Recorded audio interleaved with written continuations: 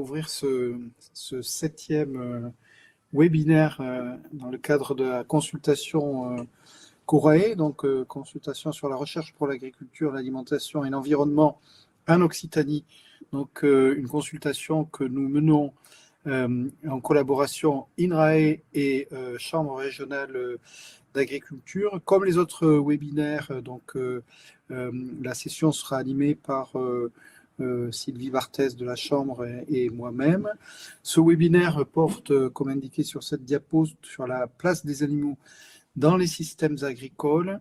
Et nous aurons une intervention tout d'abord de René Beaumont, que vous voyez donc à l'écran avec ses vaches. Je ne sais pas, c'est des salaires Oui, c'est des salaires dans le Massif central. Voilà, des salaires dans le Massif central. Voilà, donc on est dans le sujet. Donc René est directeur de recherche à INRAE, il est directeur du GIS élevage. Et donc il va intervenir sur la situation de l'élevage en France. Donc il va donner des éléments de cadrage sur à la fois l'économie de l'élevage, sur l'évolution des contributions de l'élevage, des contributions positives, mais également ce qu'on peut appeler les 10 services et indiquer comment effectivement on peut penser un élevage durable. Ensuite, nous aurons une présentation de collègues de la Chambre régionale, Adèle Malikovic et Sophie Bachin-Vinet.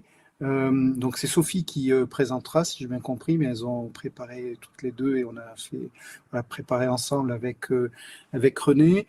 Et comme dans les autres webinaires, on aura une focale sur l'Occitanie et on verra que s'il est important de situer les débats dans le cadre de l'évolution générale, ce que fera René Beaumont, on a en Occitanie des spécificités très importantes. En gros, on n'est pas la Bretagne, quoi. Voilà, donc on a, du point de vue de la composition des productions animales, un élevage qui est plutôt ruminant.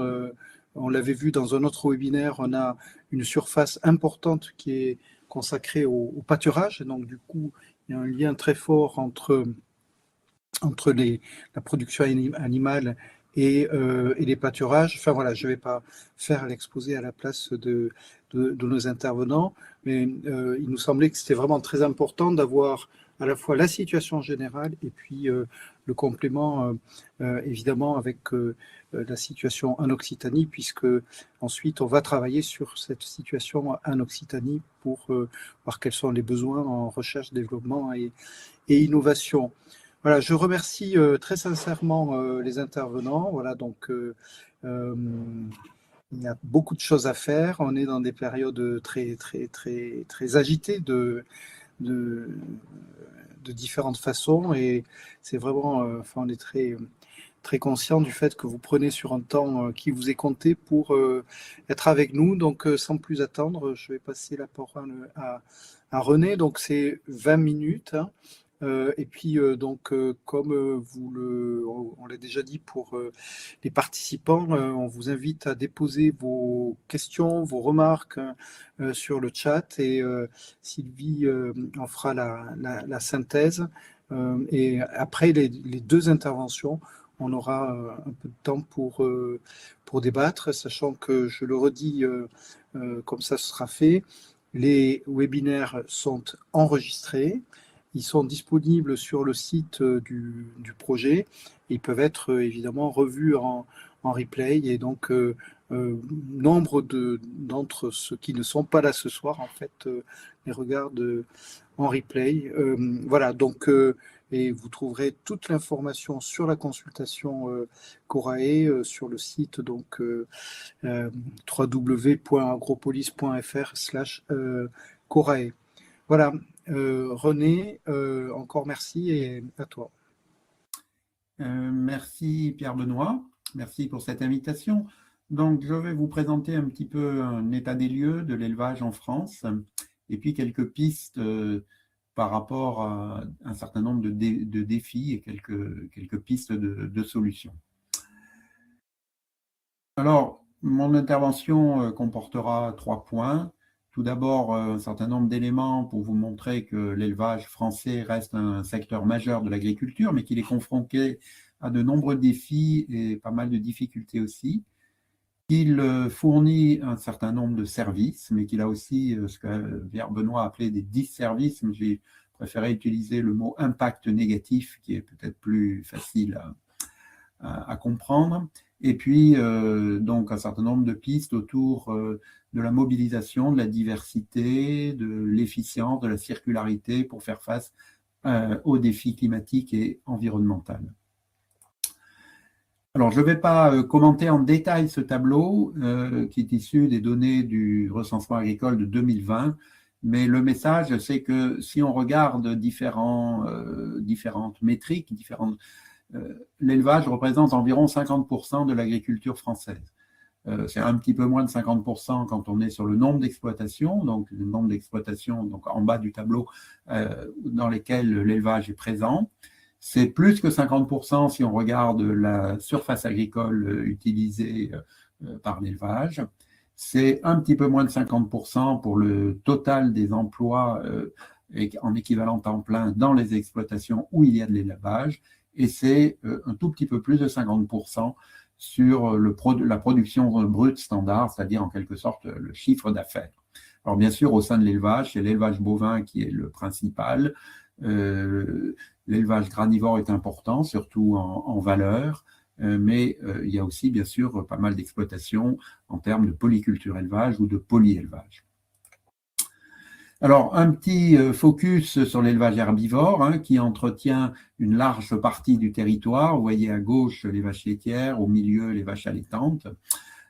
Et surtout, ce que je veux montrer avec ces graphiques, c'est le lien très fort entre les ruminants et les prairies. Là où l'élevage ruminant diminue, en général, les prairies diminuent aussi. Ce qu'on appelle le paradoxe un petit peu de la vache qui broute, c'est-à-dire que les ruminants, vous le savez, les bovins en particulier, sont critiqués pour leur gaz à effet de serre. Par contre, les prairies, on souhaite les préserver pour un certain nombre de services qu'elles apportent à la société, au-delà de leur fonction de production agricole. Sur le graphique de droite, vous voyez que les cheptels bovins connaissent une forte décapitalisation depuis 2018, aussi bien le cheptel laitier et le cheptel allaitant, ce qui pose un certain nombre de questions pour l'avenir de ces filières. L'élevage granivore, lui, est concentré dans le Grand Ouest, que ce soit pour les volailles et les porcs, même si il est quand même réparti aussi sur l'ensemble du territoire. Les effectifs de poules pondeuses ont augmenté, mais vous verrez qu'on n'est pas forcément totalement autosuffisant. Le poulet de chair a diminué depuis 2015. Pour le porc, les graphiques sont un peu petits, mais vous voyez qu'en fait, on est troisième en Europe, mais on diminue aussi les effectifs porcins depuis quelques années. Et donc, les taux d'autosuffisance en produits animaux se dégradent. On est largement en dessous de 100% pour la volaille, on est à l'équilibre pour le porc. La viande bovine, on est maintenant déficitaire, on reste positif pour les produits laitiers et pour les œufs, on est aussi proche de l'équilibre. En fait, parce que la consommation individuelle de produits animaux résiste, elle est plutôt stable, même s'il y a bien sûr des modifications au sein des différents produits. La viande de volaille augmente, le porc et la viande bovine diminuent, les produits laitiers augmentent et les consommations d'œufs augmentent aussi. Et puis, il ne faut pas oublier non plus que jusqu'à présent, la population française a augmenté. Donc, la production nationale peine à suivre la consommation. Si vous avez les évolutions de production, on a plutôt diminué en porc et en viande bovine, y compris aussi en produits laitiers. On a augmenté en œufs, mais c'est tout juste suffisant. Alors pour cela, on peut certainement invoquer différentes raisons. Le changement climatique qui entraîne des tensions sur la production fourragère de plus en plus fréquentes, mais aussi un certain nombre de maladies liées au changement climatique qui ont des conséquences sur la capacité productive des élevages. Une difficulté de renouvellement des actifs en élevage, je vais y revenir dans la diapo d'après, des freins aux investissements en exploitation, en termes notamment économiques et sociétaux, opposition à des projets d'élevage, et une concurrence internationale, y compris à l'intérieur de l'Europe, qui est forte, avec des questions sur la compétitivité des élevages français. Le défi démographique, vous voyez ici en haut de la diapositive les taux de remplacement des exploitations agricoles. Hein. La seule filière d'élevage qui arrive à renouveler ses actifs, ce sont les filières de petits ruminants. Donc en nombre d'exploitation, c'est stable. En volume de production, ça ne l'est pas parce que les nouveaux arrivants, en général, sont sur des structures de plus petit volume. Mais on diminue le nombre d'exploitations en porc, en volaille et en bovin en particulier. Vous voyez à gauche un très grand déséquilibre de la pyramide des âges, hein, avec toute une génération d'éleveurs, notamment en bovin laitier, qui vont partir à la retraite dans les quelques années à venir, avec donc des enjeux sur la capacité des exploitations à être reprises en termes d'accès au foncier, au capital pour les nouveaux entrants et en particulier ceux qui sont non issus du milieu agricole, mais aussi des questions d'attractivité des métiers de l'élevage. Hein, donc, ce qui ressort des études qui sont faites, c'est bien sûr des problèmes liés aux revenus des éleveurs et des salariés, mais aussi aux conditions de travail qui restent difficiles par rapport à des aspirations de qualité de vie, mais aussi dans la population générale, peut-être une certaine méconnaissance des métiers de l'élevage et de leurs attraits potentiels. Alors l'élevage apporte un certain nombre de services, bien sûr, à l'économie, à la société française. Un travail qu'on avait fait dans le GIS il y a une dizaine d'années, où on avait catégorisé ces services en services de production, en services de vitalité agricole et rurale, en services de contribution à la qualité des écosystèmes, au paysage, et en services plutôt de nature culturelle. On avait ensuite cartographié les différents départements français en grandes catégories. Et bien sûr, vous voyez la région du Grand Ouest qui se caractérise par bien sûr, essentiellement des services d'approvisionnement, mais les régions herbagères qui se caractérisent plutôt par des services de qualité environnementale, hein, et de patrimoine en bleu.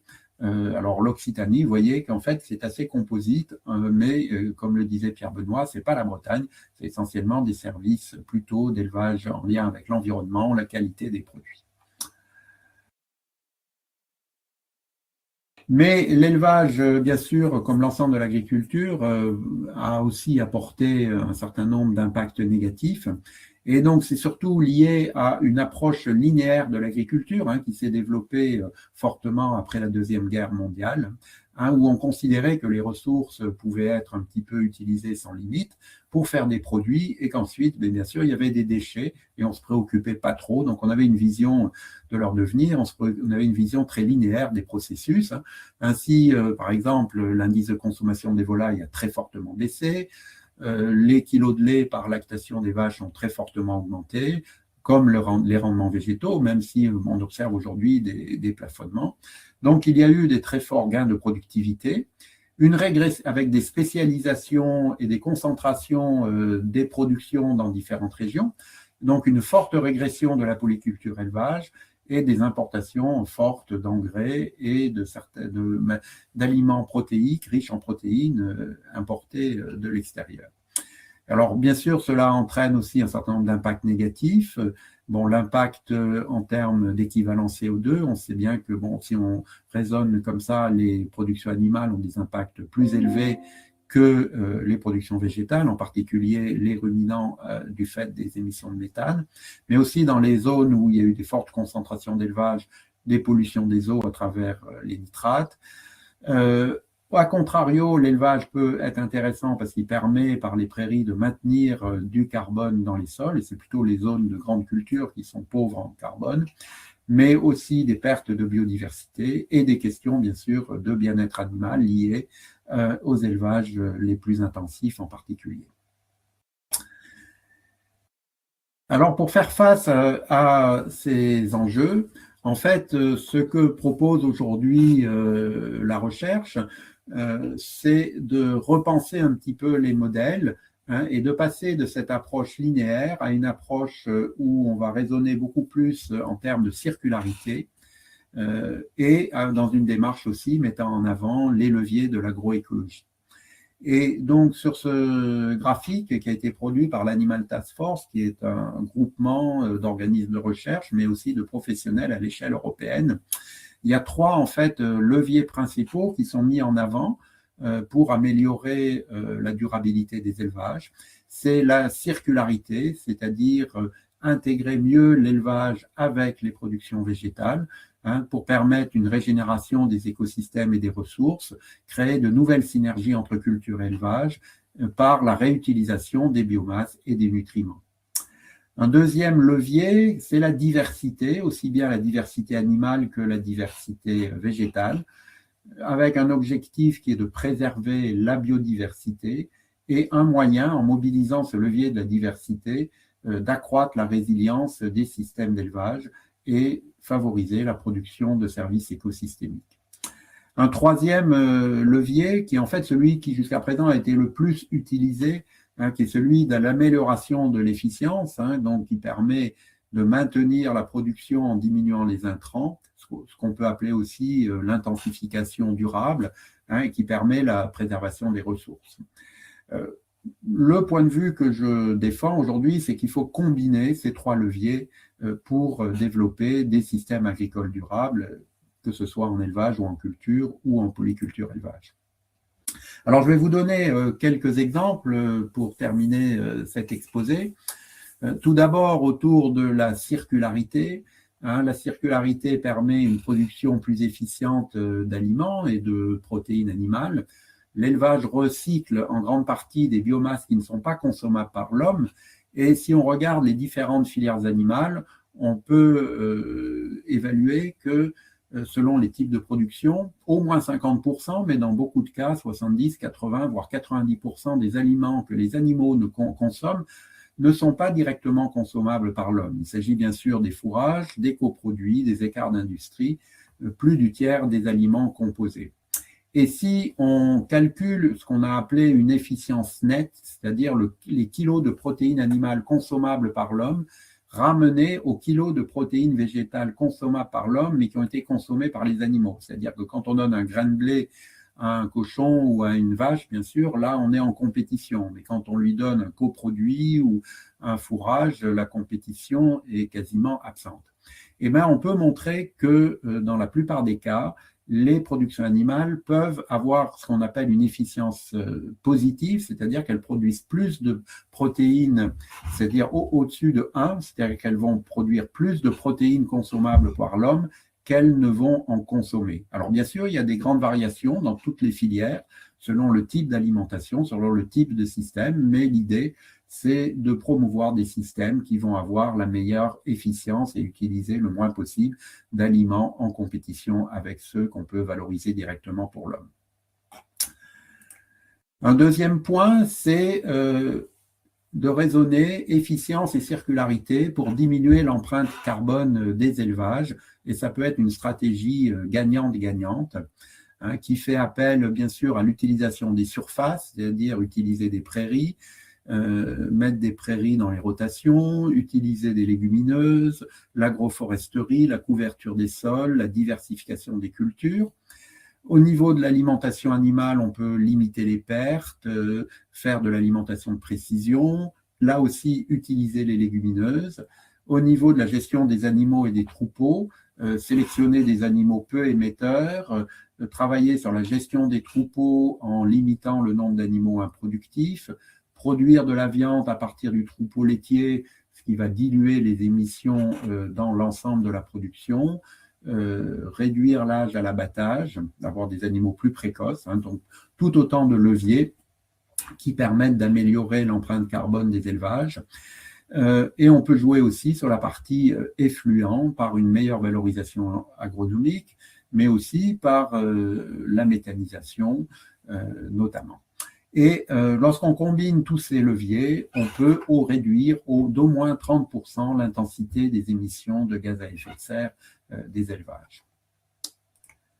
Un troisième point, c'est l'élevage. La présence d'élevage est tout à fait utile et positive pour diversifier l'usage des sols et pour rendre aussi les productions végétales plus durables. On peut constater qu'effectivement, les systèmes de polyculture élevage vont permettre de réduire l'usage des pesticides. La présence de prairies dans les rotations culturales va améliorer la fertilité et le stockage de carbone dans le sol. Et ça va également contribuer à la biodiversité locale si on implante des haies et des dispositifs permettant d'améliorer la biodiversité, notamment par des plantes mellifères, certaines plantes fourragères qu'on va laisser fleurir. Donc tout ça va jouer un rôle bénéfique sur la biodiversité et les habitats. Alors, pour raisonner cette complémentarité élevage-culture, bien sûr, ça peut se faire à l'échelle de l'exploitation agricole, mais ça peut se faire aussi à l'échelle territoriale. Et ici, donc, j'ai pris 3 exemples issus d'un travail qu'on a conduit il y a quelques années entre les différents GIS. J'en profite pour dire que donc INRAE a mis en place 4 groupements d'intérêt scientifique pour les grandes filières agricoles. Donc le GIS Avenir Élevage, un GIS Grande Culture, un GIS Fruits et un GIS qui s'occupe des légumes. Et donc ce programme autour de la reconnexion élevage-culture avait été conduit également avec un RMT qui s'occupe de ces questions et donc piloté par l'ACTA et INRAE. Et donc, on avait étudié à travers le territoire français 3 exemples de reconnexion à l'échelle territoriale et on avait analysé les freins, les façons de stimuler ces initiatives. Alors, par exemple, ici, ce premier exemple, c'est un GEDA en Vendée qui met en place des échanges entre céréaliers et éleveurs. Alors, ces échanges peuvent être de différentes natures, production de fourrage et de paille, et dans l'autre sens, production de fumier pour la fertilisation, production de protéagineux pour l'alimentation animale, ce qui permet de diversifier les rotations culturales, utilisation en commun de matériel. Et donc, ce type de démarche est tout à fait intéressant dans les zones de polyculture élevage où l'élevage peut être en régression, où il y a une tendance à la céréalisation et pose aussi des questions effectivement de l'arbitrage entre l'élevage et la méthanisation. Un deuxième exemple, c'est la mise à disposition de parcelles pour le pâturage ovin, donc avec l'exemple de l'ODG Châteauneuf-du-Pape dans le Vaucluse, où c'est un département où il y a peu d'élevage, mais il y a encore un élevage ovin-viande qui est en recul, mais qui persiste, avec des grands troupeaux transhumants qui ont besoin de surfaces complémentaires. Et on peut trouver un bénéfice mutuel à ce que les troupeaux aillent pâturer les vignes pendant les périodes hivernales pour les entretenir et ainsi procurer une ressource fourragère pour les animaux. Un troisième exemple qui était dans le département des Pyrénées-Atlantiques, une CUMA qui a mis en place un toaster de soja pour produire localement du soja pour l'élevage. On est dans une zone de polyculture élevage et de polyélevage qui là aussi a une tendance à la céréalisation. Et donc 80 agriculteurs utilisent ce toaster de soja et le matériel se déplace entre exploitations pour permettre donc à partir de la production locale de soja de créer un aliment de meilleure valeur nutritionnelle pour les animaux. Alors pour conclure ce panorama un petit peu, notre conviction, c'est que la durabilité des systèmes alimentaires nécessite la présence d'élevage. Une réduction trop importante de l'élevage et des prairies aura des contreparties en termes de perte d'autonomie alimentaire, de déstockage de carbone, de perte de biodiversité, d'utilisation accrue de pesticides et de fertilisants de synthèse. Et c'est l'actualité du moment avec la crise énergétique qui est devant nous. L'élevage doit aussi évoluer en profondeur. Donc cette approche circulaire et la valorisation de la diversité qui sont une option pour développer des systèmes alimentaires efficients, moins émetteurs de gaz à effet de serre et préservant la santé des écosystèmes. Il faut, dans la mesure du possible, maintenir une diversité de filières et de systèmes pour faire face à des enjeux de compétitivité, de souveraineté, de complémentarité entre filières, de besoins de résilience et de diversité des contextes agroclimatiques et des demandes. Je pense que la région Occitanie illustre bien cette problématique, qu'il y a de forts besoins de recherche et de recherche-développement dans ce domaine-là, qu'à l'échelle nationale, il y aurait certainement un bénéfice à à relocaliser les élevages, un peu à sortir de cette concentration très forte dans le Grand Ouest et en contrepartie des régions où l'élevage a tendance à disparaître. Mais cela est très complexe, cela nécessite des coordinations entre acteurs, entre filières, de l'amont, mais aussi beaucoup de l'aval. Et donc voilà, il faut en quelque sorte réinventer la place de l'élevage pour améliorer son attractivité aussi. Et je pense que la région Occitanie, il y a pas mal d'enjeux dont vous pouvez vous saisir à ce niveau-là. Merci. Un grand merci René. En plus, tu as fait la transition avec l'exposé suivant, donc l'exposé de Sophie Bachain-Vinet. Juste ajouter, oui, je vous ai mis ici un certain nombre de numéros spéciaux de la revue Une reproduction animale dont je suis éditeur sur des thématiques qui balayent un petit peu ce que je viens de dire, mais avec aussi un dernier numéro sur le bien-être animal que j'ai très peu évoqué dans mon exposé. D'accord, on pourrait y revenir peut-être dans la discussion et vous retrouverez ces liens sur le site coréen. Voilà, donc bonjour Sophie. Donc là, on change de race de vache, donc, et on change de massif. Donc on est plutôt dans les Pyrénées. Je ne sais pas si c'est pas une Gasconne, je ne sais pas. Non, enfin, voilà, c'est une Aubrac, c'est quelque chose d'un peu étonnant dans les Pyrénées, mais bon. Ça montre qu'il y a de la transhumance qui vient de zones plus éloignées des Pyrénées. D'accord, bon, mais à toi, voilà. Donc, bonjour à tous. Effectivement, Sophie Bachain-Vinet, je travaille à la Chambre régionale d'agriculture d'Occitanie, je suis chef du service élevage et pastoralisme, et vous allez voir, je vais vous parler un peu de pastoralisme. Je ne sais pas si je peux... Ah oui, voilà. Donc, je vais vous parler de 3 points. L'élevage en région Occitanie, qu'est-ce qui le caractérise? C'est un élevage essentiellement herbager et pastoral. Je vous parlerai des aménités de l'élevage en Occitanie, même si René a commencé à en parler, et les défis à relever, parce que vous allez voir qu'on a un élevage qui a du mal à se maintenir. Donc, l'élevage en région Occitanie, ce qu'il faut retenir, alors je l'ai mis en début, c'est que c'est la première région pastorale de France. 54% de la SAU d'Occitanie est valorisée par l'élevage. 43% des effectifs unités gros bétail en Occitanie, ce sont des vaches allaitantes, malgré la photo d'une brebis là-dessus, mais on a quand même 24% de nos effectifs qui sont des brebis allaitantes et laitières, et c'est ce qui fait aussi la spécificité de notre région. Donc, vous voyez, l'Occitanie, c'est la 2e région la plus vaste de France, ça représente 13% du territoire métropolitain. C'est la première région agricole française avec plus de 64 000 exploitations agricoles. En 2020, ça représente 15% des exploitations françaises. Alors, pourquoi on a beaucoup d'exploitations? C'est aussi parce que ce sont des petites exploitations. Donc, c'est la première région de France en termes d'effectifs ovins, on l'a évoqué tout à l'heure, mais il faut savoir aussi qu'on a 16% des ruches françaises, et à ce titre-là, on est aussi première région de France au niveau de l'apiculture. La 2e région de France au niveau caprin, avec des effectifs qui augmentent en Occitanie, et 2e région de France en équin, d'où la photo que vous avez derrière mon écran, qui montre bien que les équins sont très présents, et notamment, on le verra, dans les zones pastorales. 3e région de France en palmipèdes gras, et ensuite, vous voyez que pour les autres productions, on est en 8e position. Où se situe l'élevage en Occitanie? Il se situe essentiellement sur les zones de piémont et de montagne, qui sont ici en vert et en bleu. Donc, vous voyez qu'en violet, ça va être plutôt la viticulture qui va être dominante, mais ça ne veut pas dire qu'il n'y a pas d'élevage, il y a quelques élevages.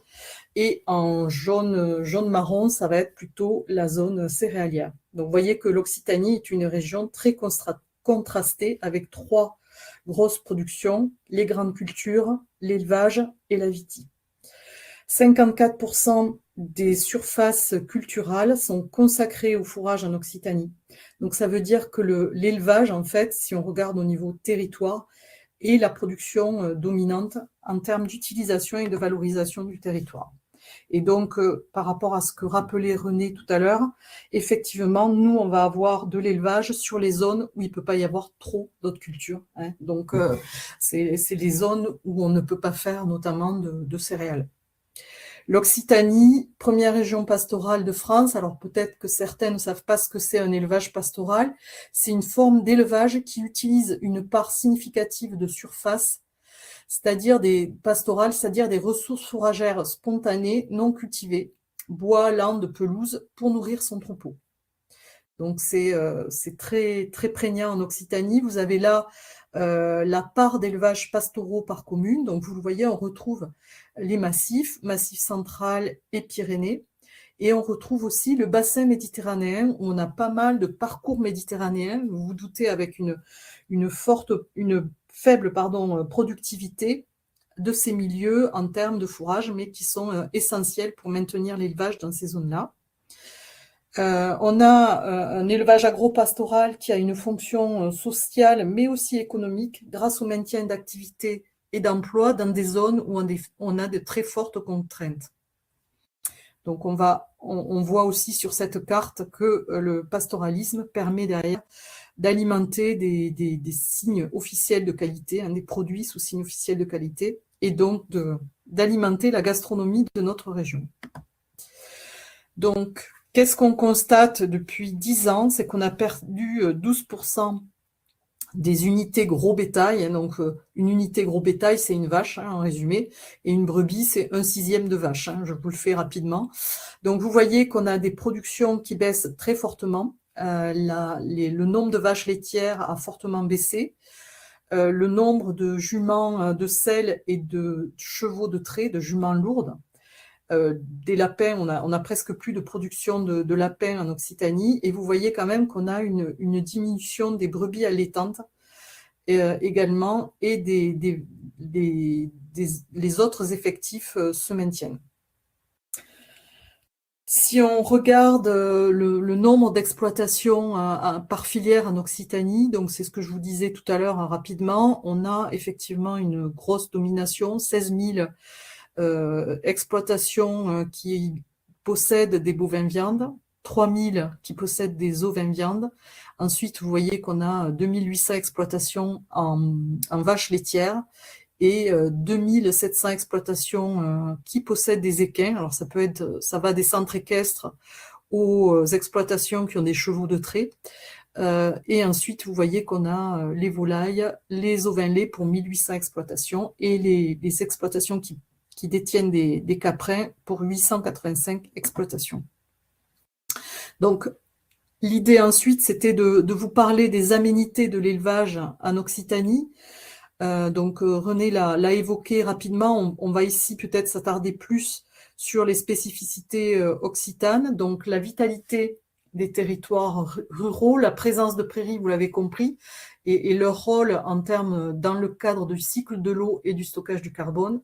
L'ouverture des milieux, c'est vraiment une grosse spécificité en Occitanie. Les attentes des citoyens par rapport au bien-être animal et à la gastronomie, qui sont quand même particulièrement relevées en Occitanie. Et peut-être qu'on peut en dire quelques mots, mais il y a aussi la possibilité de produire de l'énergie renouvelable grâce aux élevages. Et on a évoqué tout à l'heure rapidement la méthanisation. Il peut y avoir aussi le photovoltaïque. Donc, concernant la vitalité des territoires ruraux en Occitanie, il faut savoir qu'on a 140 000 emplois qui sont liés à l'élevage. Donc, il y a des emplois au niveau de l'amont, c'est-à-dire le conseil, les fournitures, les artisans qui construisent les bâtiments d'élevage. Donc, ça représente à peu près 0,33 ETP de fourniture pour un ETP, c'est-à-dire un équivalent temps plein en élevage. Les élevages en Occitanie occupent 36 000 équivalents temps plein. Et on a un ETP qui va entraîné la création de 0,2 équivalent temps plein au niveau de la logistique. Donc là, on vous a mis un camion de laiterie qui fait le tour des exploitations pour récolter le lait. Et ensuite, la distribution, ça représente 51 000 ETP en Occitanie, pour donc 31 000 ETP qui sont, eux, dans la transformation. Hein, donc la réalisation de fromage, les abattoirs et autres structures de transformation. Donc les prairies, c'est, vous l'avez compris, une des productions entre guillemets dominantes d'Occitanie, même si on a vu qu'il y avait beaucoup de prairies naturelles, donc prairies permanentes, qui ne sont pas cultivées. Elles représentent plus de 760 000 hectares, soit 24% des surfaces qui sont valorisées par des élevages herbivores en Occitanie. Donc vous avez là la carte avec le positionnement des prairies permanentes en Occitanie. Donc on retrouve ce qu'on a vu tout à l'heure, c'est-à-dire les bassins piémont et montagne. Alors les zones pastorales ne sont pas listées, ne sont pas positionnées sur cette carte. Donc ça peut paraître étonnant parce que les Pyrénées du coup apparaissent en blanc, hein, mais les zones pastorales sont également des zones d'herbe qui sont pâturées mais qui ne sont pas cultivées. Donc les prairies assurent des ressources fourragères pour les élevages à moindre coût. C'est déjà une chose, peut-être la première chose importante en termes de services rendus. Elles assurent la filtration de l'eau. On sait que derrière une prairie, on aura plus d'eau qui va s'écouler que derrière une forêt, donc moins de rétention d'eau. Elle va assurer aussi une bonne qualité de l'eau. Pourquoi? Parce qu'il y a très peu d'intrants, c'est-à-dire de phytos qui sont mis sur les prairies.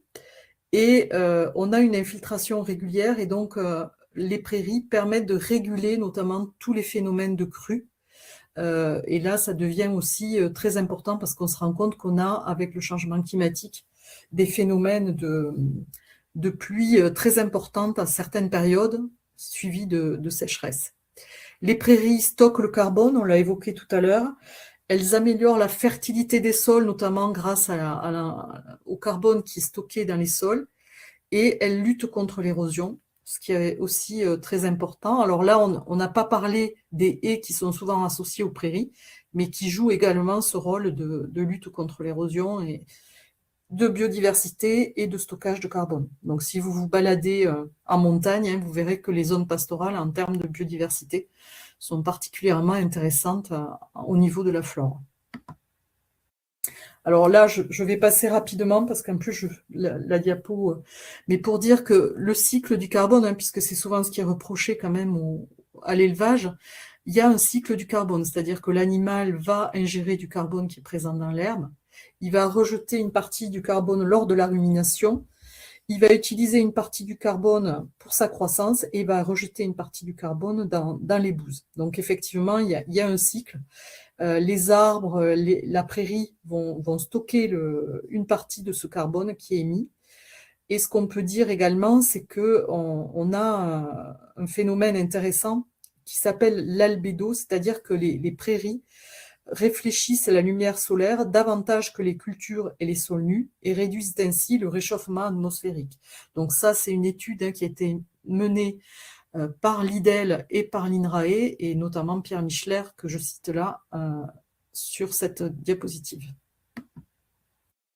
Donc, vous voyez qu'on a également une autre aménité qui est due à l'aggravation et à l'évolution du risque incendie depuis plusieurs années. Avec le changement climatique, on a des périodes sèches qui sont plus longues, des températures qui sont plus élevées. On a également une déprise agricole qui fait qu'on a des surfaces de plus en plus enfrichées et une augmentation de la masse de combustible, c'est-à-dire de ce qui va pouvoir brûler, avec l'augmentation des friches et des surfaces forestières et la diminution donc des troupeaux pastoraux. Donc vous avez là l'illustration de tout ça avec deux cartes. Une carte qui montre l'augmentation du nombre de jours avec un indice feu supérieur à 20. Donc si vous regardez sur la partie gauche, Et c'était donc ce qu'il y avait il y a, alors je ne vois pas bien ici, mais 1970, je crois. Et si vous regardez à droite, vous avez l'indice feu qui augmente avec des zones, notamment les zones méditerranéennes, où l'indice feu est très élevé. Donc vous avez en bas deux orthophotos qui montrent l'évolution sur un territoire des parties non cultivées. Donc ce qui est vert foncé, ce sont des forêts, et ce qui est vert moyen sur la carte de 2000-2005, ça va être de l'enfrichement de parcelles. Le pastoralisme contribue à lutter contre les incendies, soit en créant des zones avec d'autres d'ailleurs cultures, comme la viticulture, des zones de fragmentation des paysages, mais il va aussi y avoir la mise en place de coupures de combustible avec bien sûr le concours des pompiers. Et donc, si vous le souhaitez, nous enverrons le diaporama. Il y a un lien où vous pourrez voir effectivement quel est le rôle de l'élevage dans les zones notamment méditerranéennes, en tout cas à fort risque de feu, et comment les SDIS, les services de lutte contre les incendies, travaillent avec les éleveurs pour créer des coupures de combustible et tenter d'arrêter le feu si celui-ci se déclenche. Vous avez donc autre aménité, les produits de qualité dont on a parlé il y a quelques minutes. On a plus de 120 signes officiels de qualité en élevage, donc ça veut dire les labels rouges, les AOP, les IGP, que vous connaissez certainement. Là ne sont pas comptés également tous les élevages qui sont en agriculture biologique. Et il faut savoir que l'Occitanie est une des premières régions en termes de nombre d'élevages en agriculture biologique. Donc, ces signes officiels de qualité, souvent, encouragent, même obligent, à ce que les animaux soient conduits en extérieur, nourris à l'herbe et avec très peu d'intrants.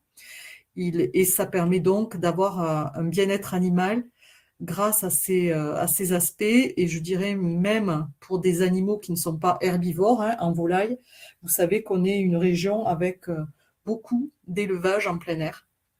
Et enfin, on a aussi beaucoup de circuits courts dans notre région.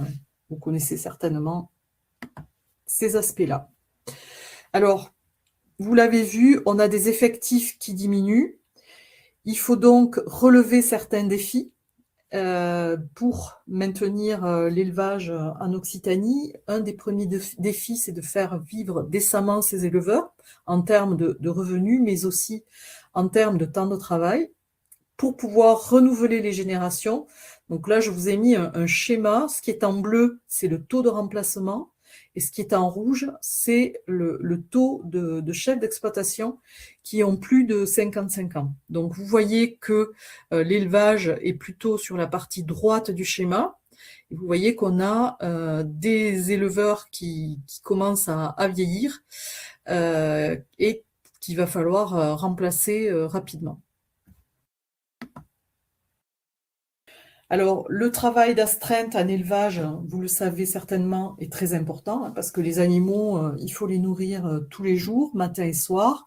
Il faut s'assurer qu'ils soient en bonne santé, qu'ils soient bien abreuvés correctement. Et il faut faire cela même le week-end. Donc, contrairement à d'autres filières, ça nécessite un gros travail d'astreinte.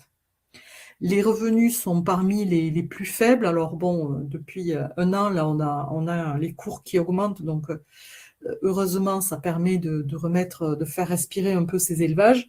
Mais vous voyez que là, en bleu, nous avons le revenu France entière. Et en orange, vous avez les revenus Midi-Pyrénées et Languedoc-Roussillon. Donc, vous voyez qu'on est en dessous des revenus dégagés dans le reste de la France. C'est un gros problème que l'on rencontre en Occitanie. Ce n'est pas que en élevage qu'on rencontre ce problème, mais en tout cas, en élevage, ça fait longtemps qu'il existe. Alors, à quoi doivent faire face les éleveurs? Des revenus parmi les plus faibles, mais aussi des crises sanitaires à répétition. Vous en avez entendu parler. On n'est pas loin de l'Espagne. On a des vecteurs de maladies qui remontent, qui étaient présents autrefois au Maghreb et qui sont en train de remonter en Europe et qui amènent des maladies. Vous avez peut-être entendu parler de la maladie de la langue bleue, qu'on appelle également FCO, de la MHE. Et là, actuellement, vous savez que nous avons aussi une problématique liée à la DNC avec des cas qui sont apparus en provenance de l'Espagne. On a également une forte volatilité des prix d'achat, des intrants, mais aussi les cours des produits, on l'a évoqué, des attentes parfois contradictoires des consommateurs qui disent ben, « moi, je veux manger des produits de qualité, mais je ne veux pas payer les signes officiels de qualité ». Donc, vous le savez certainement, on rencontre là une crise sur les signes officiels de qualité et l'agriculture biologique, avec beaucoup d'agriculteurs qui se sont mis à produire en agriculture biologique et derrière une demande des consommateurs qui a diminué et donc on se retrouve avec un problème voilà, pour payer correctement ces produits. Et enfin, on a un dernier problème, c'est le changement climatique qu'on va évoquer plus en détail. Et je dirais que sur ma diapositive, j'ai oublié autre chose, c'est la prédation. Donc, vous savez que on a le loup qui descend de l'Italie, on a le loup espagnol qui remonte également, et on a des ours dans les Pyrénées. Comme nous avons des systèmes très pastoraux, donc des animaux qui sont beaucoup en extérieur, ben, la prédation a une forte pression sur ces élevages et parfois il est difficile de trouver des bergers pour garder les troupeaux par manque de volontaires. Donc l'impact du changement climatique, donc vous vous en doutez, il y a deux effets. Un effet sur les animaux, avec une augmentation du stress thermique l'été des animaux, ce qui va avoir des conséquences sur le comportement des animaux et leur métabolisme, avec des pertes de productivité, des animaux qui peuvent avorter en cas de forte chaleur, et bien sûr la santé et le bien-être animal qui peuvent en pâtir. Face à ça, il y a des solutions, mais qui sont souvent un peu coûteuses. Il faut adapter les habitats et l'alimentation des animaux. Il faut surtout augmenter la quantité d'eau pour l'abreuvement en période de forte chaleur. Et il y a un travail qui est réalisé, notamment au niveau de l'INRA, sur la sélection génétique pour une meilleure résilience du troupeau. Sur les ressources alimentaires, ben, vous vous doutez que la chaleur va empêcher la pousse de l'herbe l'été. On va avoir une pousse de l'herbe qui peut être augmentée au printemps. Mais au printemps, on n'a pas forcément des sols très portants qui peuvent supporter le piétinement par les vaches, hein, qui sont des animaux quand même relativement lourds. Donc, c'est pas toujours évident de pouvoir utiliser cette herbe qui arrive au printemps sur des sols qui sont souvent pas assez portants. Donc il faut développer là aussi des cultures, d'autres cultures, adapter la conduite du pâturage, diversifier les modes de stockage des fourrages pour stocker les fourrages les années où il y a beaucoup de production de fourrage, optimiser l'irrigation et mutualiser les ressources entre les grandes cultures et les élevages, ce qu'a évoqué aussi René Beaumont. Merci pour votre attention. Un grand merci Sophie. Donc nous avons une dizaine de minutes pour la discussion. On a pour l'instant une question, donc je laisse Sylvie apporter dans sa voix.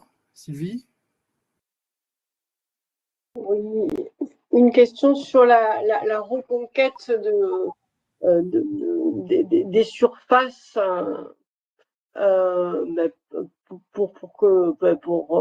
pour une progression de l'élevage, en disant au regard des difficultés qui ont été présentées, accès au foncier, conditions de vie, qualité de vie au travail, etc. Voilà. Pensez-vous que l'élevage puisse se reconquérir des surfaces aujourd'hui en Occitanie? D'accord, c'est une question peut-être pour tous les deux. Donc d'abord Sophie pour l'Occitanie, et puis je pense que c'est une question à laquelle René aura sûrement des éléments de réponse. Donc Sophie et puis René. C'est tout à fait d'actualité. C'est vraiment un sujet sur lequel on travaille actuellement. C'est reconquérir des zones, notamment en zone méditerranéenne, à fort risque d'incendie. Mais comme vous l'avez compris, c'est pas des élevages qui sont très rémunérateurs. Enfin, ils sont rémunérateurs, mais peut-être pas suffisamment pour attirer. Donc, il faut vraiment que les collectivités locales s'emparent aussi du sujet pour maintenir des zones défrichées et aident certainement à installer l'élevage. Il y a de forts capitaux à développer un élevage. Déjà, il faut acheter les animaux, ce qui est quand même, si on veut avoir des animaux en bonne santé, c'est pas donné. Et surtout, effectivement, il faut des bâtiments. Donc, si on veut faire du lait, par exemple, ben, il faudra des ateliers pour traire les animaux, voire faire de la transformation. Donc, c'est coûteux de créer un élevage et c'est vrai qu'on a besoin dans ce cas-là d'aides diverses et variées. Et comme vous l'avez vu, il y a certains éleveurs qui parfois s'installent en élevage et ensuite, considérant le temps de travail nécessaire, préfèrent avoir un travail salarié et arrêter l'élevage. Oui, René, sur cette même question.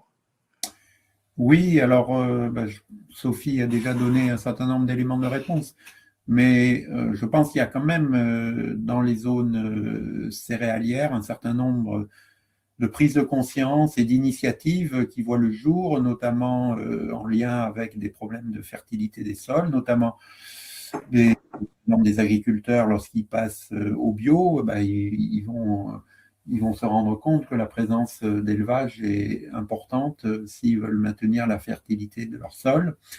Il y a un certain nombre d'initiatives qu'on peut trouver dans différentes régions. Ça demande effectivement une volonté des collectivités territoriales, des organisations professionnelles et effectivement de structures qui permettent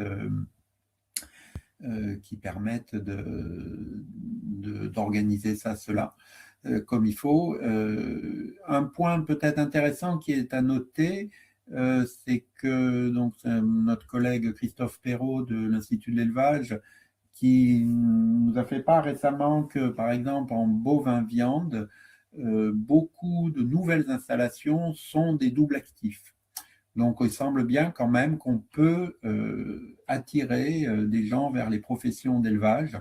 Et donc ça peut être un levier pour reconquérir des zones, remettre de l'élevage dans des zones où il y en a besoin pour différentes aménités en dehors de la fonction productrice elle-même. Merci. Juste un rebond là-dessus. On peut se demander si avec les technologies numériques, alors bon, évidemment, il y a les robots de traite, mais par rapport à cet élevage extensif sur la surveillance des animaux, l'identification, le traçage des animaux, enfin voilà, donc est-ce que des solutions numériques peuvent permettre de mieux suivre les animaux en élevage extensif ou d'alléger le travail? Est-ce qu'il y a des travaux là-dessus? Est-ce que c'est une question un peu générale ou bien... Oui, il y a eu des travaux sur la pose de GPS sur les animaux pour repérer où ils se trouvent. Alors bon, ça peut avoir un intérêt. On peut se rendre compte que les animaux, notamment les chèvres, s'échappent parce qu'on voit qu'elles sont sorties du secteur, etc. Ce qu'il faut quand même souligner, c'est que on ne peut pas supprimer le travail d'astreinte. Et il y a un nouveau travail d'astreinte en pastoralisme qui apparaît, c'est qu'il faut nourrir les patous tous les jours. Et donc, un éleveur qui disait, ben voilà, je m'étais équipé d'un drone, mais je me suis rendu compte que pour distribuer les croquettes, ça marchait pas. Donc, il faut quand même se déplacer, aller voir les animaux, s'assurer qu'il y a de l'eau. Alors, ce qui pourrait être utile en termes de numérique, ça serait peut-être des abreuvoirs, voilà, où on pourrait savoir si les abreuvoirs sont bien pleins, des choses comme ça. Après, quand on parle de bolus, de capteurs, pour savoir si les animaux ruminent, etc., en bovin allaitant, on n'a pas une valeur ajoutée suffisante pour investir dans ce type de capteurs qui présentent pas un intérêt finalement. Ça serait effectivement le seul intérêt qu'on pourrait avoir sur le numérique, ça va être sur la surveillance, s'assurer que les animaux ont de l'eau et sont à l'intérieur des clôtures, quoi. Et on a vu dans les deux diaporamas, enfin dans le diaporama de René, que la balance commerciale pour la France, elle se dégrade. Qu'en est-il pour l'Occitanie, en fait, de la balance entre production et consommation? Donc, on voit qu'on a peu de granivores, donc je suppose que la viande de porc et de poulet, on importe plutôt. Par contre, bon, on a un secteur qui est important en ovins, lait, donc avec le Roquefort qu'on exporte partout dans le monde. Les vaches allaitantes, en fait, elles font surtout enfin si je ne me trompe pas, des broutards qui sont plutôt engraissés en Italie. Et donc, est-ce que là, il y a des réflexions sur cette question finalement d'engraissement et de valorisation des produits avec une valeur ajoutée qui serait plus concentrée en Occitanie? Donc, comme vous l'avez vu, la majorité de nos animaux, ce sont des vaches allaitantes. Donc, effectivement, c'est des vaches qui sont produites à l'herbe et qui vont élever leurs veaux. Et les veaux partent soit en Espagne, soit en Italie pour être engraissés et reviennent parfois en France. Sachant que nous, en France, on a tendance à consommer plutôt de la viande rouge, hein, pas trop de jeunes bovins. Soit on consomme du veau blanc, soit on consomme de la viande rouge. C'est comme ça. On a quand même le veau d'Aveyron avec une production de veaux qui sont donc des broutards un peu attardés, on va dire, des animaux qui ont plutôt 9-10 mois, qui fonctionnent bien. En tout cas, ce qui fait réfléchir aussi la région Occitanie sur l'engraissement des bovins, c'est aussi par rapport aux crises sanitaires. Puisque quand on a une crise sanitaire, les animaux sont bloqués, les éleveurs ne peuvent plus vendre les animaux, et derrière, ils se retrouvent avec des animaux qui n'ont plus aucune valeur, puisque des vieux animaux non engraissés ne se vendent pas sur le marché. Donc, on a une réflexion par rapport à ça. C'est compliqué, ça veut dire du temps supplémentaire à passer pour engraisser les animaux, des bâtiments supplémentaires pour accueillir les animaux et des ressources fourragères supplémentaires. Donc, dans nos zones de montagne très herbagères, avec des ressources un peu tendues sur l'herbe, de l'herbe qui n'est pas toujours de très bonne qualité, l'engraissement c'est pas encore gagné. Bon, il y a des travaux qui sont menés par l'Institut de l'élevage sur l'engraissement à l'herbe, et on va essayer de diffuser justement ces travaux pour faire en sorte que notre élevage engraisse. Oui, Merci beaucoup. Et Sophie, Oui, vas-y. Oui. il y a aussi la question, il y a une question sur les outils de transformation. Oui, ben, on a des laiteries, enfin, vous l'avez vu, on a perdu plus de 30% de nos effectifs de vaches laitières en 10 ans. C'est énorme. Donc, c'est un tiers. Et donc, on se retrouve avec des laiteries qui font maintenant du lait d'avoine et qui ne vont plus, collecter du lait dans les élevages. Donc, il est certain qu'il y a déjà des structures qui ont cessé leur activité en élevage. Et ensuite, on a aussi le maintien des abattoirs qui pose problème. Donc, c'est vrai que le fait d'engraisser nous permettrait peut-être de conserver ces structures-là qui sont nécessaires, et notamment qui sont nécessaires aussi pour éviter le transport des animaux sur de longues distances. Si on a très peu d'abattoirs. Oui, je voulais ajouter quelque chose sur l'engraissement à l'herbe. Bon, il y a toute une discussion, toute une réflexion sur nos types, nos races. On a des races tardives qui demandent du temps pour s'engraisser, et donc on aurait intérêt à... Alors, on l'a fait sur le domaine expérimental INRAE de l'accueil dans le Massif central, hein, du croisement, par exemple, entre de la charolaise et de l'angus, ou de la salers et de l'angus, pour avoir des animaux plus précoces qui peuvent s'engraisser plus facilement à l'herbe.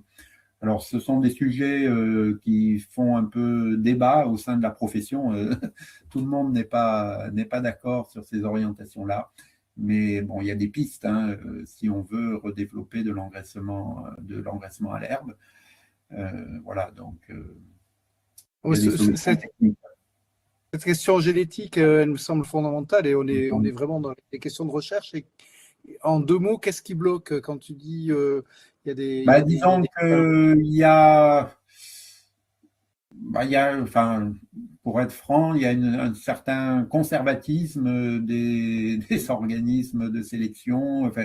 Enfin, la question du croisement des races en France est quelque chose c'est pareil en laitier d'ailleurs, qui est un peu une question taboue quand on discute avec les professionnels. Quand on va dans d'autres pays, on voit les choses de façon très différente. Bon, après, il faut dire quand même qu'on a passé 20 ans, peut-être je ne suis pas assez vieille pour le savoir, peut-être 30, pour essayer d'avoir des races pures. Donc c'est vrai que je pense que c'est la difficulté maintenant de se dire, ben non, on va faire du croisement. Et je pense que... Mais il y a quand même des éleveurs qui le font. Oui, il y a des éleveurs qui le font sur le terrain. C'est plus les organisations professionnelles qui freinent. En même temps, il y a des races synthétiques. La blonde d'Aquitaine, c'est une nouvelle race, en fait. C'est la fusion, effectivement, de 3 races. Donc, il y a des possibilités d'évolution. Mais effectivement, si on veut de nouveaux usages, il faut penser le levier de la génétique doit être essentiel. Mais bon, oui, donc là, ça dépasse un peu. C'est un levier parmi d'autres, ce n'est pas le seul, bien sûr. Bien sûr, après, oui. Après, sur les races aussi, ce qu'on peut dire, c'est qu'on a longtemps sélectionné par rapport au type de viande qu'on voulait. La blonde d'Aquitaine, elle a été sélectionnée pour faire des grosses côtes, etc. Et maintenant, dans les magasins actuels et avec les tailles de famille actuelles, on ne consomme plus ce genre de morceaux, quoi. Ils sont trop gros. Bon, il y a plein de sujets. Sylvie, je te donne le mot de conclusion, peut-être. Il y a une dernière question. Pardon. Sur la relance de la production de volailles en Occitanie avec derrière des agriculteurs acteurs de la transformation. Alors, effectivement, on parlait des zones céréalières qui souffrent en ce moment, notamment parce que les cours des céréales ont chuté. Et aussi parce que dans notre région, on n'a pas des terres très productives en termes de céréales. Enfin, on a des zones intermédiaires où on a du mal à maintenir des céréaliers purs, qui étaient autrefois des zones de polyculture élevage. Et l'élevage avait été abandonné pour se concentrer sur les grandes cultures. Et dans ces zones-là, on se dit que ça pourrait tout à fait être possible d'avoir un atelier complémentaire en volaille, en plus, qui permettrait de valoriser les céréales produites sur l'exploitation. Donc, il y a une possibilité, voilà, mais là aussi, beaucoup de capitaux. Créer un atelier de volaille, ça demande des capitaux. Si l'agriculteur est en difficulté parce qu'il n'arrive pas à vendre ses céréales, ça sera compliqué peut-être pour lui pour mettre en place le poulailler. Oui. Merci beaucoup. Je pense qu'il est 20h, il est 20h, 21h02. Donc, il n'y a plus de questions, Sylvie? Il n'y a plus de questions. Bon, je te laisse le mot de conclusion. Je ne t'avais pas prévenu, donc voilà.